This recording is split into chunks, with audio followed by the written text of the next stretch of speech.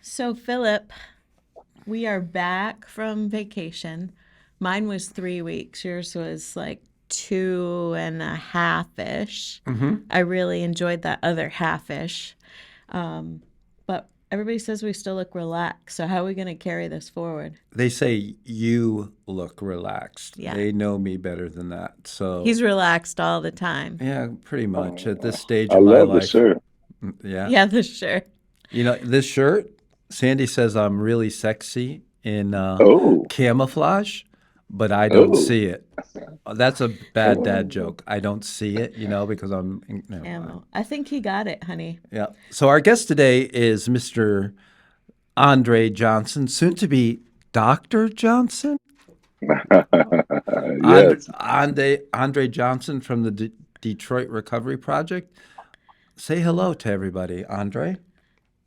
Hello, hello, and good morning. Good Good morning. morning, everybody who's listening to the Recovery Podcast. I Uh, am so excited to be here. And you're coming live from California, so it is early morning for you. Yes, Yes. yes. One thing I was saying this week was like, I don't imagine a time where I will be in recovery from caffeine. I think I'm just going to let that go for this lifetime. I Andre, call it liquid dope. yeah, Oh, Andre. How long ago did we meet? When was that? What was our first recollection of when we first met? We met in 2001. At the Hmm. time, we received our Recovery Community Support Program grant. Yeah, so you were in the second round, right, of that Yeah. RCSP grant with the Detroit Recovery Project. And ever since, I mean, I think you and I connected pretty quickly, but I've been a big fan of yours and what I've seen you do in Detroit, and you're a true leader in the recovery movement. So thank you for all these years of service and your contributions. Thank you. Thank Mm, you. yeah. so tell us a little bit about what you're doing today. What's happening? Today I am relaxing. No, but today we're still moving forward with our Detroit Recovery Project. We have multiple recovery centers. We provide recovery housing for our community. We provide an array of support services. As of recently, in the last couple of years, we've been fortunate to expand our services that includes providing integration of physical health services as well as mental health services. We now have physician on staff, nurse practitioners, psychiatrists, and so we've been moving into a holistic approach that addresses not only the behavioral challenges that comes along with substance use disorder, but also the physical health aspect. Because there's a lot of co-occurring. There's a lot of co-occurring, meaning that Mm-hmm. individuals have both mental health and substance use disorder. And then there's a lot of comorbidity, meaning that there's a lot of physical health disorders that come or challenges that come along with people who not only just use drugs and alcohol, but just regular people. You know, we call it the big three: diabetes, high blood pressure, and high cholesterol Hmm. in our community. And so we're still pivoting that aspect of our organization. We've certainly experienced a decline in services since the pandemic, Hmm. but fortunately, we do have the resources. We have the staff that are standing ready to help those who want it, as well as those who need it. That's amazing. And I know Phil kind of alluded a little bit calling you doctor, and we want to learn more about your personal story, but what is the doctorate that you are close to completing? So in 2018, right, I guess that was right at the uh, The last good nine. year? Yeah, yeah. Hmm. Basically, it was nine months prior to the pandemic. But at that point in life, I realized that in order for me to elevate myself, it would be important to go back to school and to pursue a doctoral degree in clinical psychology. And so I've been in this program since 2018. And obviously, which I really didn't know at the time, but clinical psychologists are really trained to understand all mental health disorders as well as to treat individuals with mental health disorders. So I thought it would behoove me as a leader to continue to educate myself so that I can better understand some of the nuances around mental health and substance use disorder, because historically our country has um, provided those services separately. Mm-hmm. Like substance use disorder falls under the DSM-5 guideline, Mm-hmm. but for some reason we the resources, the funding, it's substance use disorder, then it's mental health, Mm-hmm. and it's a divide, it's a division. And as you all know, recovery for us has always been about unifying and unity and building bridges so that we can better help and assist the individuals that seek our services. So for me, I'm excited to report that this past Friday marked my 3 years of completing my education, and my academic education. I was also blessed to successfully defend my dissertation. Whoa. My dissertation topic was the importance of empathy and resiliency among African American men in long term recovery with 10 Wow. years or more from substance use disorder. My dissertation committee at my school loved the topic. They loved how I presented it. So that was like a monkey off my back. So now I have 1 year to complete 2,000 clinical internship training hours Mm-hmm. um, Wow. at a site here in California. So and this was a very competitive process to get selected at a site. Yeah. So just to give you an example, it might have been 3,500 applications and maybe 3,000 slots nationally. All the students are competing across the Mm-hmm. country. Mm-hmm. Mm-hmm. And I had applied with our friends out in Hazelden and DC, Howard University, Atlanta, some of my favorite cities. Um, and it didn't work out. Lo and behold, I was selected right here in California to work with young people between the ages of 12 to 18 years old with mental health and substance use disorder. So Wow. I look at this as some serendipity. I got sober and clean at 18 years old, and now I have a responsibility to work with young people at that same age range. And I think I have a little more skills than I may have had 20 years ago, Mm-hmm. especially me, Mr. Phil Valentine. I've Yeah. learned so much. Right. So I'm excited. So now I just moved to California this past Monday. I start working on July 25th. Next year, this time, I complete my 2,000 hours and I'll walk across the stage with a doctoral degree. That's a long way for a guy who I remember yesterday, Sandy, when I had to pick up the white chip. Mm-hmm. Yeah. You know, this you said serendipity. I often refer to things like this as a divine appointment. So Amen. I lead a Mm-hmm. collegiate recovery program at the University of Connecticut, and I just spent the past week in countless scenarios trying to convince people that substance use disorders and mental health challenges utilize the same tools and the same recovery capital, and that we would be better addressing them holistically, because in the last 4 years I haven't worked with a single student that did not have a co-occurring mental health disorder. So Absolutely. I'd love to keep connected with you, because those 12 to 18-year-olds are our future students, and being able to transition them to college campuses as safely and successfully as possible is a challenge. But I'm gonna Absolutely. Phil knows I could totally derail our conversation, so You have already. I'm gonna No, let I'm him just jump in. kidding. Go ahead. I'll let you say something today, honey. Wow. Yeah, I think your coffee kicked in. it's green tea. Oh, well, It's maybe caffeinated though. caffeinated green tea. Um, Andre, we ask a lot of our guests these questions just to kind of get some background, but I'm curious, what was your earliest memory? Just period. um, I earliest memory. Yeah. I think when you ask that question, you remind me of a situation my mother told me a story about myself at an early age, Hmm. and this was in the early, probably mid 70s. I must have been 7 years old, roughly. Mm-hmm. And I lived in a really nice neighborhood. Um, it was a predominant white neighborhood.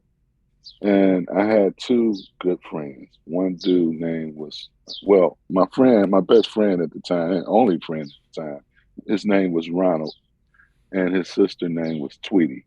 Mm-hmm. And they lived three doors from our home. And we would often, spend the night at each other's house, and Mm-hmm. we just little knucklehead kids having fun. Mm-hmm. So one day, my mother had baked a cake. She baked my favorite cake, which was a carrot cake, Mm-hmm.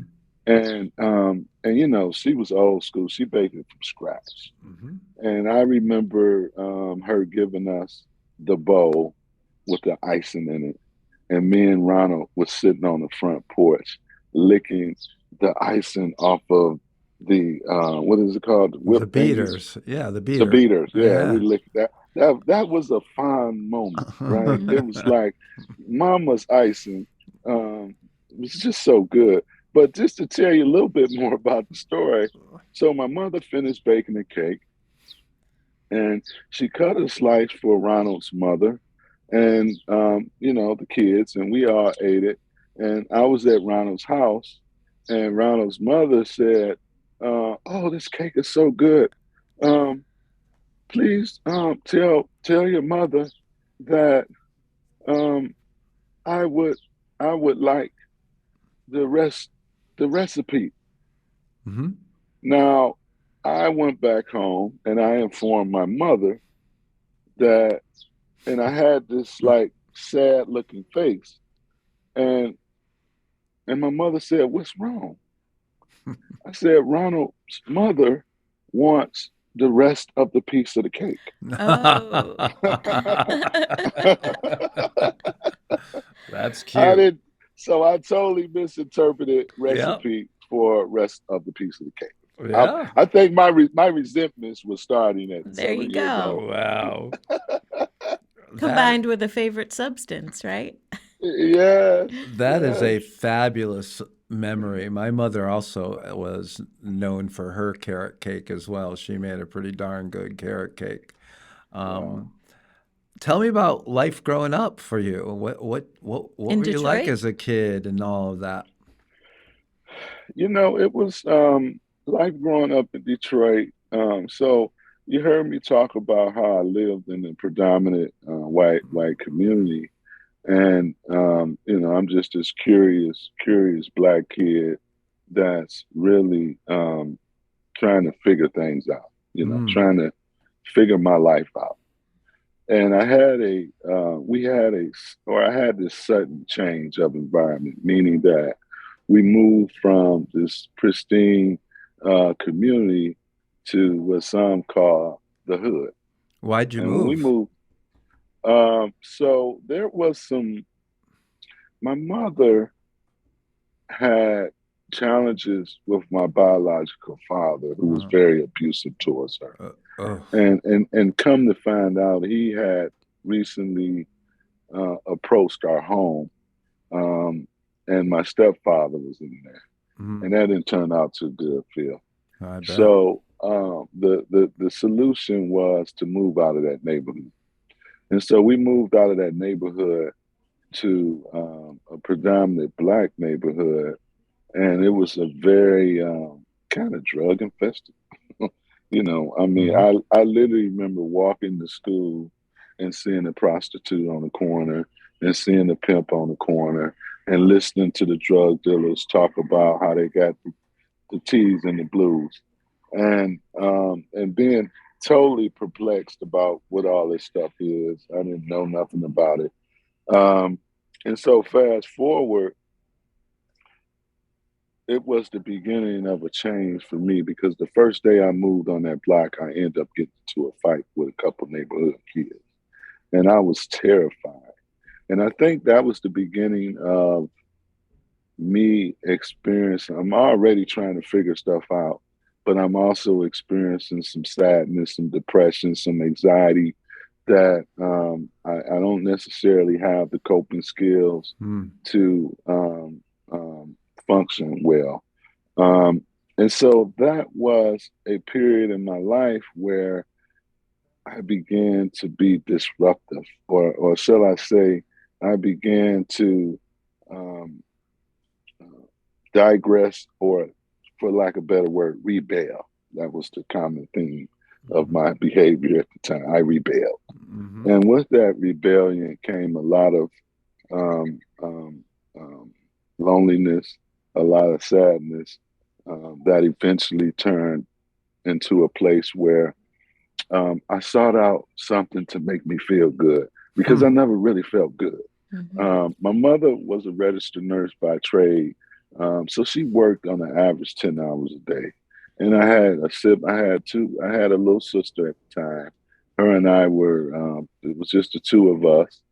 Um, and she was, in her own world with baby dolls, and I'm in this world where you got to be tough. You can't show your feelings, and I'm in this world trying to figure life out, and I just didn't have it figured out.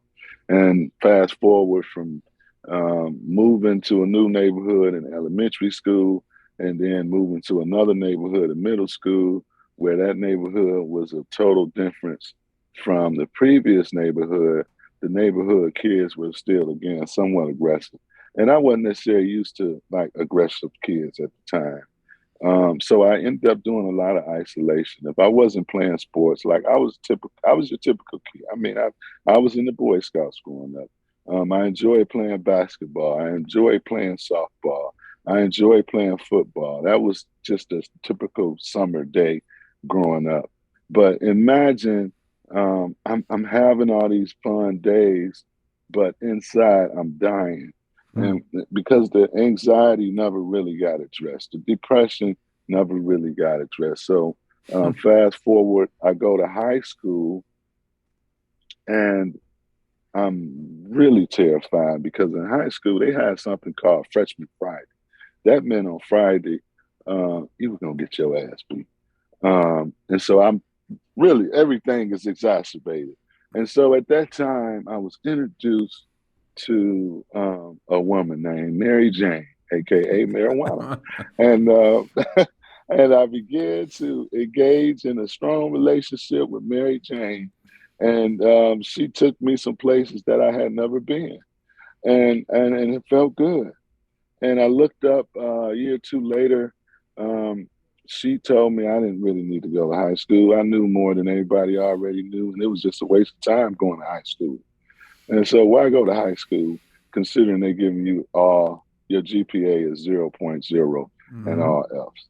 So, I made a commitment to engage in some other activities like sell cocaine and heroin. And Mary Jane told me, "You can do this." I had just watched Scarface in the '80s.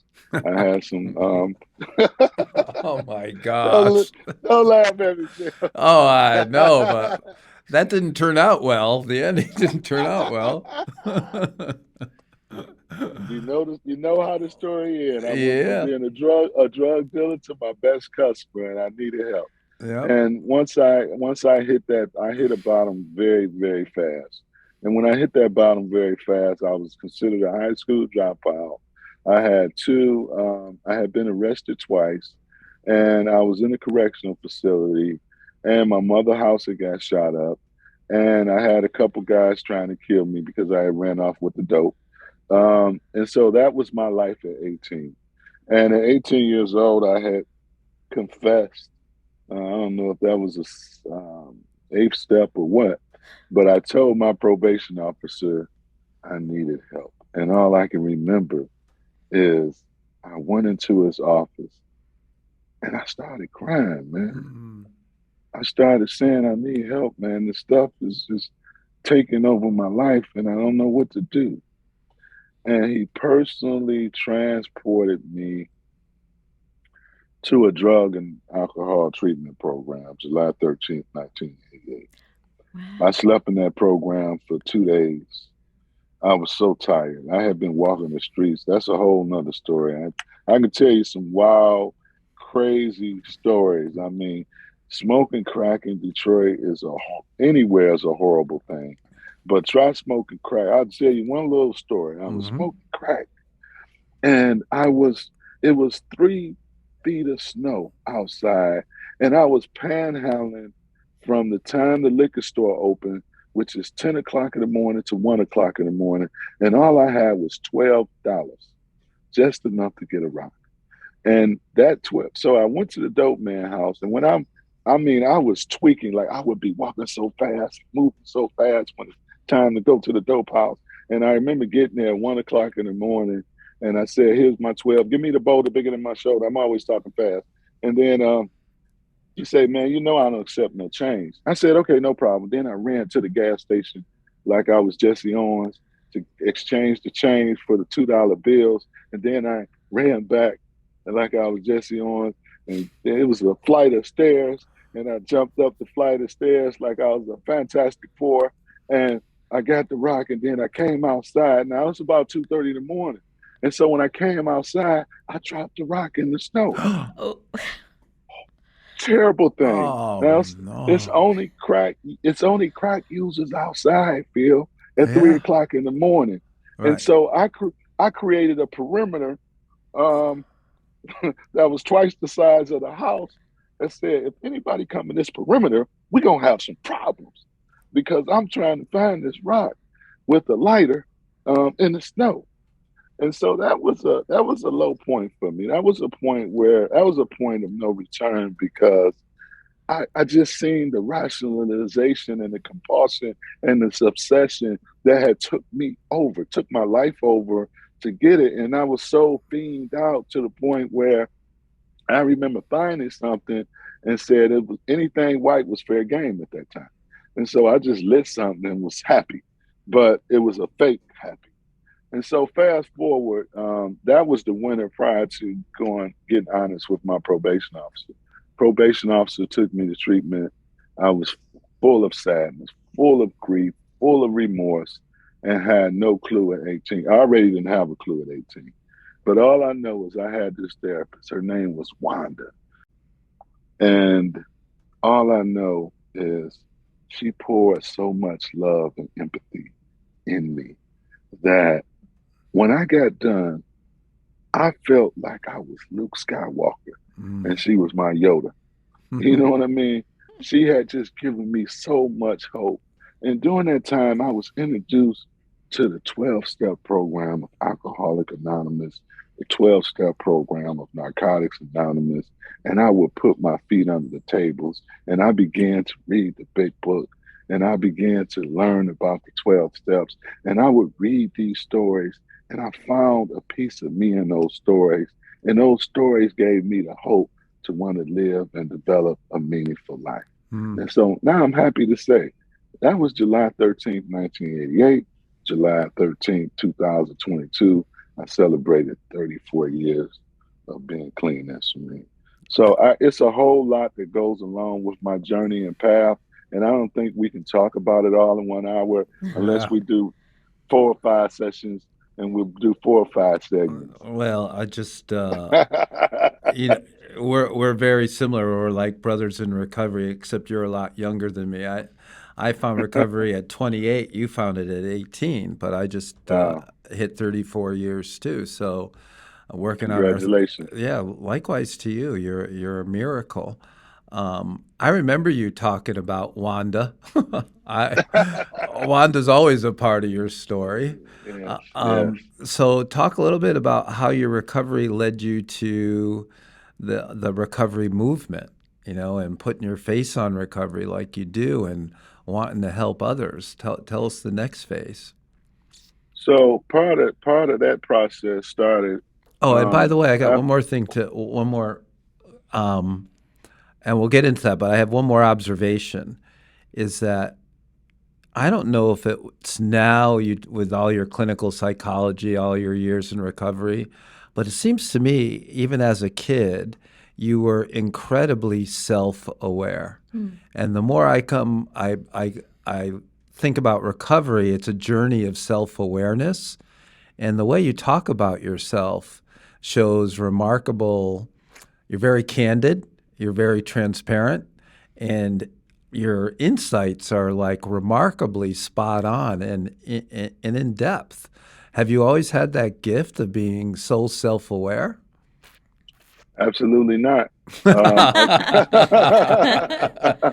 I, I think for me, one of the beauties of recovery, the recovery journey for me has always been self exploration and Yeah. also improving self awareness. Hmm. And part of my awareness was to really understand who I am and who I was, Hmm. and how life once defined me, and how I allowed others to define me instead of me being able to define me. And part of that was I didn't have any purpose. I didn't have any meaning. I Hmm. was going through an existential crisis when I was a young man, and I Hmm. needed direction and I needed support. And I didn't have the direction of the support. And so that direction and support came from the fellowship. It Yeah. came from my sponsorship. And that just gave me the hope and encouragement to live life to the fullest and don't set any limits. And so for me, when you ask the question of how did I come or become involved in the recovery movement, after I had obtained my bachelor's and master's degree, which was in 2000, I had the privilege of working for Dr. Calvin, the late Dr. Calvin.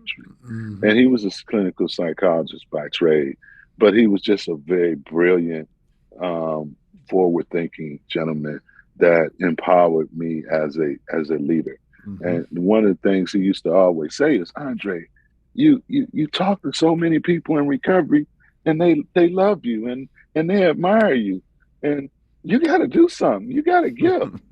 And I would say, well, I work for you, Dr. Trent. I don't need to do nothing. I got a decent cushion job, and I'm happy. But he pushed me to really dive deeper into building a recovery community in Detroit. He Hmm. pushed me to I mean, like he would meet, I remember Dr. Trent just loved Phil and Tom Hill. And Hmm. he said, you need to be like them.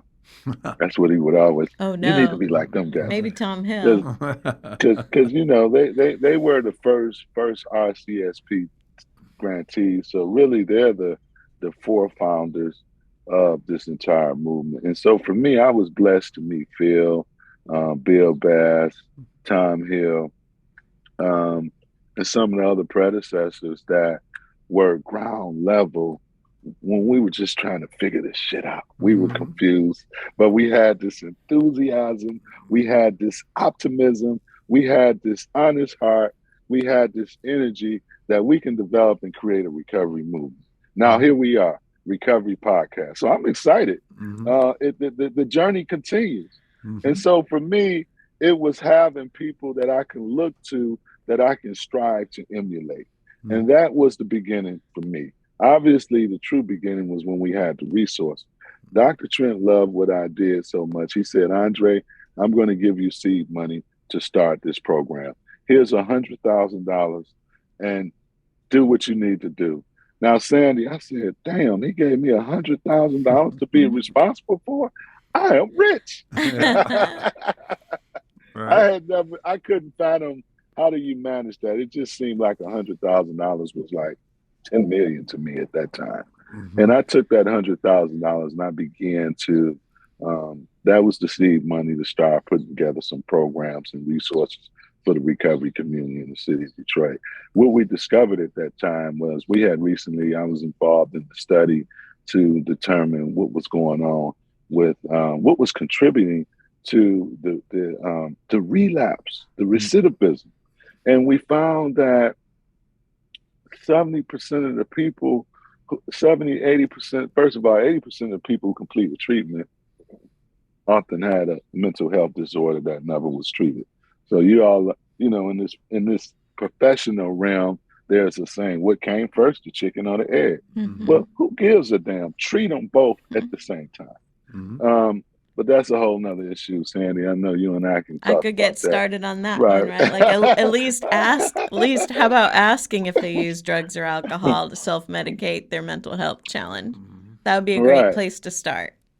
Integration. So I began to really understand the needs of individuals more because at that time I had roughly 15 years clean and sober. And I'm like, okay, folks got mental health. Oh, they have physical health. Folks haven't had a dental. They haven't had dental work in 20 years. They have bad poor vision. They haven't had an eye exam in 20 years. The men haven't had a prostate examination ever. Women hadn't had a mammogram ever, and they have little support as it relates to family support, or they don't necessarily have a lot of skills to become successfully employed, or they have poor credit, criminal record.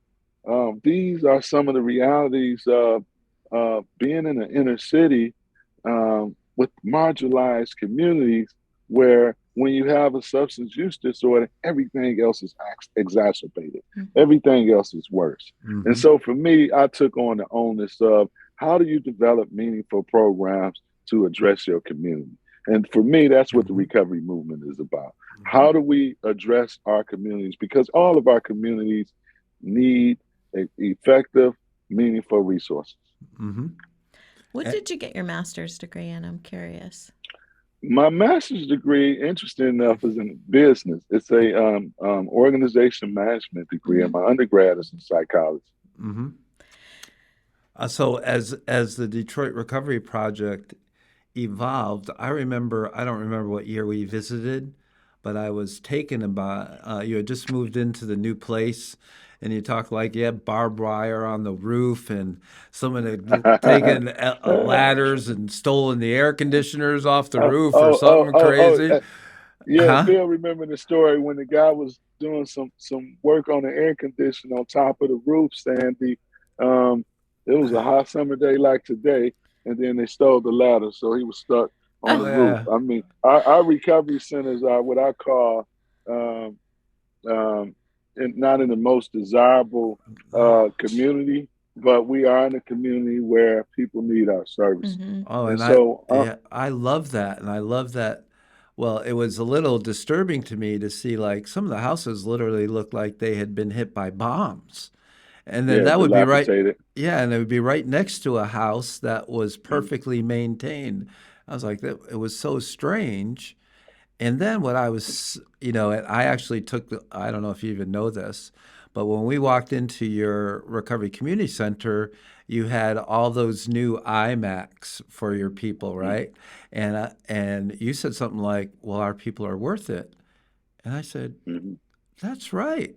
And we were like trying to cheap out with these like crappy little Dells that would break. And I I'm know. sorry, I can't say that, but I did. And so we went to all Apple products too for staff and wherever we can. So because of the same, and you inspired that. So and it's really worked well for us. Well, I'm happy to hear that. In fact, it's funny you should say that, Phil, because I've gotten that a lot over the years. Like, wow, you put these nice computers in here, or Yeah. you do this. It's like people have this expectation to do the minimum or Mm-hmm. provide the least because of our population. Mm-hmm. And that's where we have the responsibilities as leaders to say no. We treat our people with dignity and pride, and we Mm-hmm. want our people to have the same things we would want to have. Mm-hmm. And Exactly. if we can push the needle, then we're gonna push the needle. Right. Right. That's what What the movement is about. Mm-hmm. what other disease where we would want to cheap out on helping somebody get the treatment they needed, Mm-hmm. right? Hello. Yeah. Um, Yeah, so that's a great point. I like the term. I think I heard it first out in Sioux Falls with Face It. They said like world class. Our Yeah. people are worth world class facilities. Why not? And so we just we're looking at a new place in another city in Connecticut, and Okay. for a recovery community center, it's the third floor which used to be 3 floors of a bank, and they moved. But this place is gorgeous. I mean, conference rooms, offices, 3 big training areas, Oh, tall ceilings, beautiful view of the city. It's not cheap, but it's worth it for the people to say, just like the fact that they could take an elevator up 3 floors, walk into this incredible environment, and say, this is all about recovery. And not only that, this is yours. Take Phil, care of go it. It's go yours. Hmm. visit Anita Bradley. Yeah. She has a facility that you just described. Yeah. It's a beautiful facility Hmm. in Cleveland, Ohio. She would be a really good person. Right. Yeah, yeah. We did that But in no, We have one in Bridgeport too. okay, That's just wow. So we're talking like 5,000 to 6,000 square feet for a center, and you were in. Was that an old school or what was that building or some kind of office yeah, building? You still yeah. there? Yeah. We acquired an old school Hmm. that's about 10,000 feet, and then the other building that you talked about earlier, that's about 13,000 square feet, and we sit on about an acreage of land. So Yeah. we've acquired a house next door. We've acquired the surrounding land, and we're in the process of doing some. Perhaps we're looking exploring urban projects, but we also bought several blocks in back of our other building where the school is located. And we're building, in fact, we're preparing to do a fundraiser next year, and we're going to build about 50 homes, recovery homes, right in the back of our recovery center.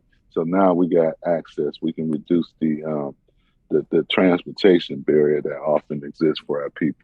So it's really trying to be the best we can and create and develop a one-stop shop for our people. Meet You're them where like they are. you're like talking about building like a true recovery community, filled complete with houses and everything. Oh my gosh. Yeah, absolutely. I'm talking about stores, laundry facilities, play areas, gyms. I mean, everything. I mean, because when recovery people stick together, they're more prone to stay clean. Hmm. And so the community is Correct. really important. Wow. Wow. You've always had big vision, right? Yes, yes. So, what Thank would you. you say over your years of leading that are your major accomplishments? For me, Phil, I think one highlight is when President Barack Obama recognized me with an award called Champion of Change. I mean, I couldn't fathom that No. his last year in office.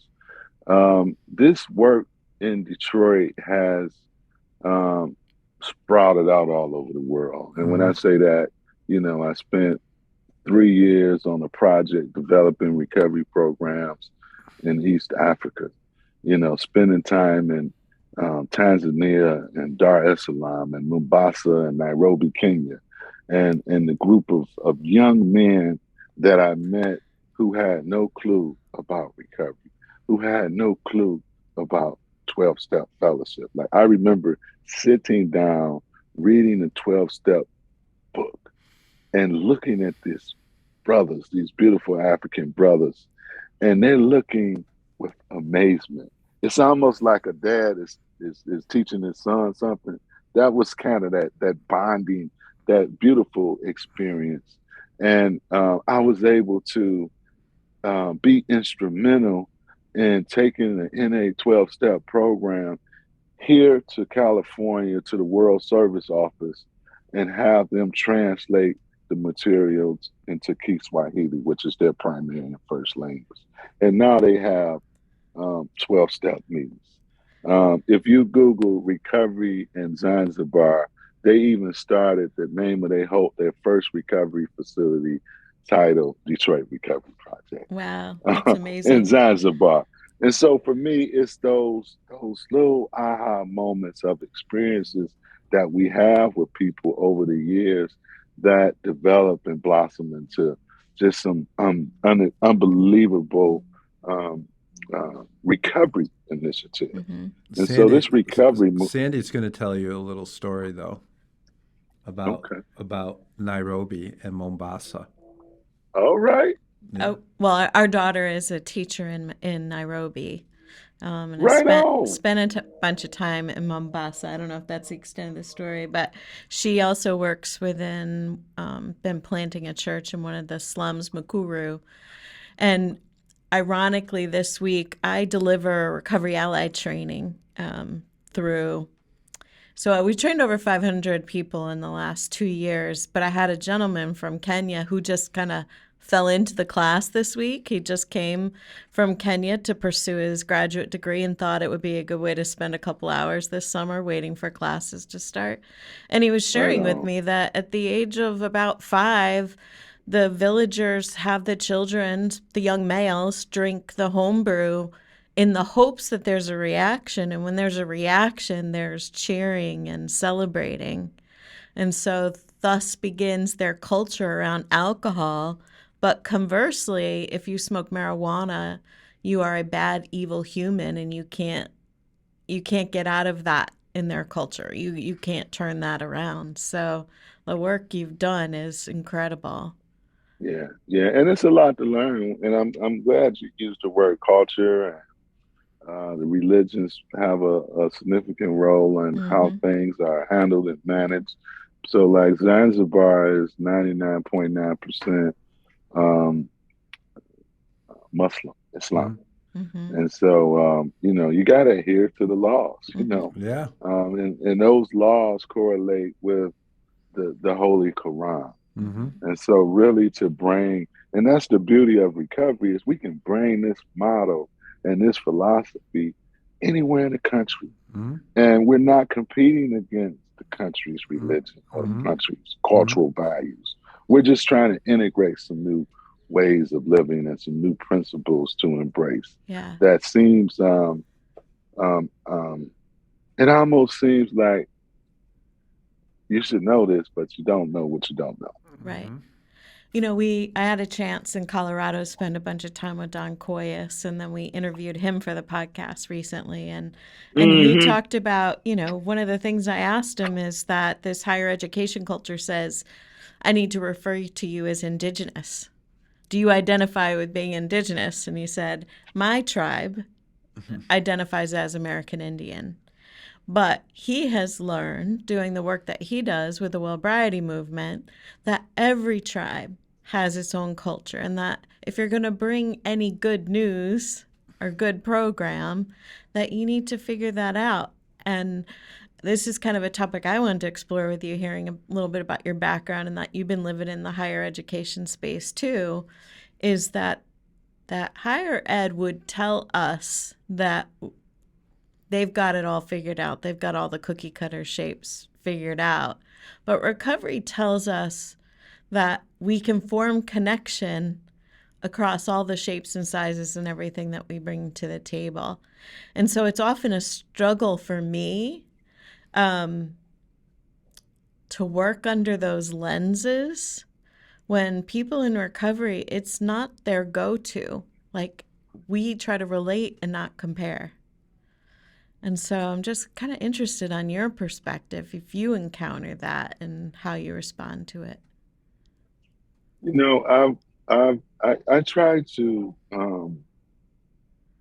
be intentional, and I try to be authentic, and I try to be empathetic.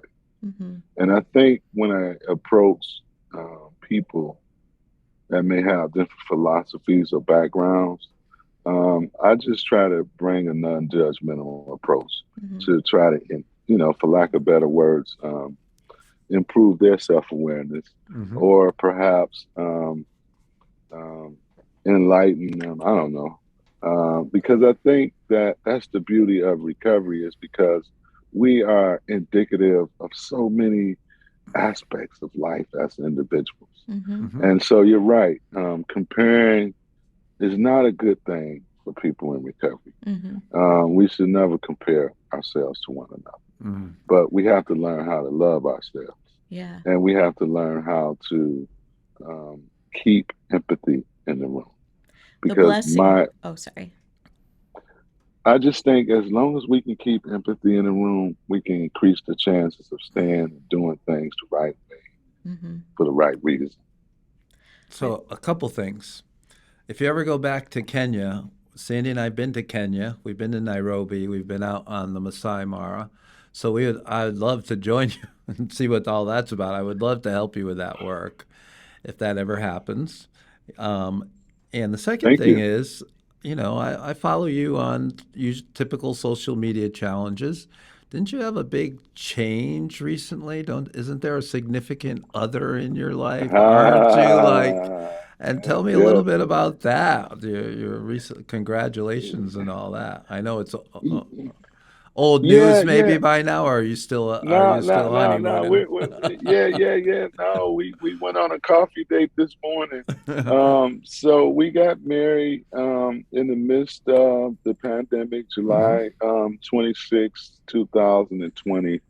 I met my wife in 2018. When I talk about serendipity, Hmm. I met her on a Friday afternoon after leaving a recovery event, and I was looking for somewhere to go have lunch. Hmm. And so I decided to go to a place called Vegan Soul Food. I've never eaten there in my life, and I'm not a vegan. I eat everything, Sandy, preferably meat. Uh-huh. And all I remember is walking into this restaurant, and I'm a tall guy. I'm 6'4", so I'm Hmm. looking, and I observe a young lady that's catching my eyes, sitting down having lunch.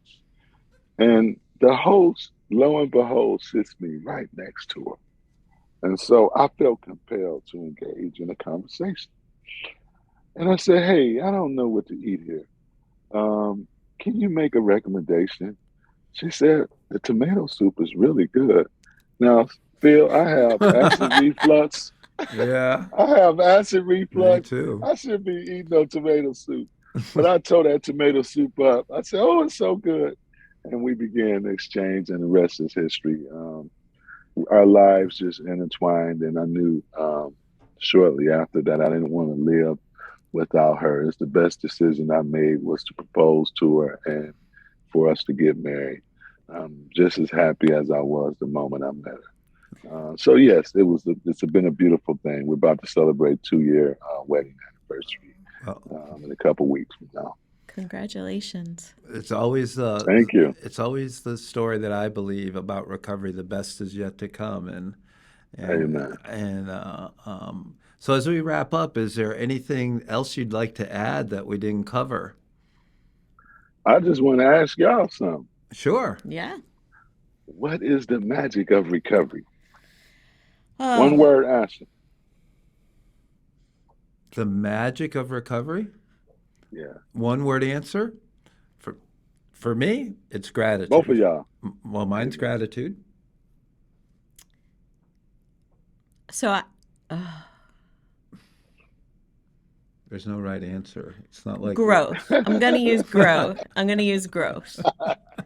Absolutely. Thank, You know, thank you. I said that this week that we have 5 children between us.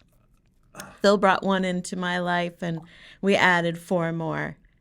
Right on. And I am so stinking grateful that recovery forces me to keep an open mind and to continue to learn. And I have seasons where I'm learning nothing, Hmm. right? Self will run riot. But I've had a season over the last 4 years of continuously learning and growing, and I'm 56 years old, and I don't want that to end. I want to have some new thing to share with my kids and my grandkids that I've learned. Um, so that's probably it for me. How do you answer that question? For me, it's really um, one word answer. It would be